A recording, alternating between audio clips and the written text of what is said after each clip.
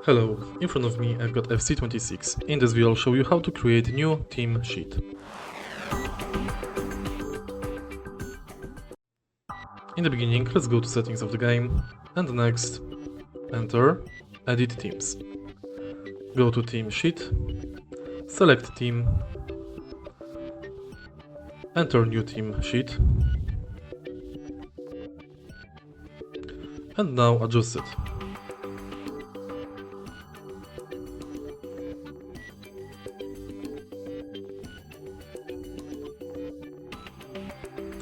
You can also change tactics and assignments for new team sheet. Confirm, and it's done.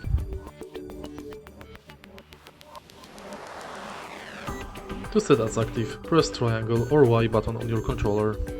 If you find this video helpful, please leave like, comment and subscribe.